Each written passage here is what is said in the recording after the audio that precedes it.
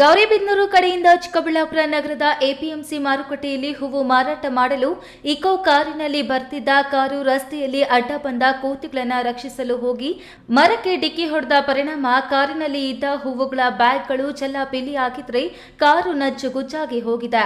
ಅದೃಷ್ಟವಶಾತ್ ಕಾರು ಚಾಲಕ ಪ್ರಾಣಾಪಾಯದಿಂದ ಪಾರಾಗಿದ್ದಾನೆ. ಕಣಿವೆ ರಸ್ತೆ ಈಗ ರಾಷ್ಟ್ರೀಯ ಹೆದ್ದಾರಿಯಾಗಿ ಪರಿವರ್ತನೆಗೊಂಡಿದ್ದು ಹೈಟೆಕ್ ದ್ವಿಪಥ ರಸ್ತೆಯಾಗಿ ರೂಪುಗೊಂಡಿದೆ. ಹಾಗಾಗಿ ಈಗ ಈ ರಸ್ತೆಯಲ್ಲಿ ಚಲಿಸುವ ವಾಹನಗಳಿಗೆ ವೇಗ ಮಿತಿ ಇಲ್ಲದಂತಾಗಿದೆ. ಇದರಿಂದ ಅಪಘಾತಗಳು ಹೆಚ್ಚಾಗಿ ಪ್ರಾಣಾಪಾಯವಾಗುವ ಸಾಧ್ಯತೆ ಇದೆ ಎಂದು ಪ್ರಯಾಣಿಕರೊಬ್ಬರು ವಾಹನ ಸವಾರರಿಗೆ ಎಚ್ಚರಿಕೆ ನೀಡಿದ್ದಾರೆ.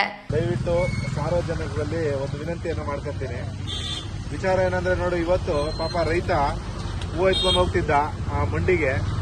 ಅವನು ಒಳ್ಳೆಯವ್ರ ಮಕ ನೋಡಿ ಇವತ್ತು ಪ್ರಾಣದಿಂದ ಪಾರಾಗಿದ್ದಾನೆ.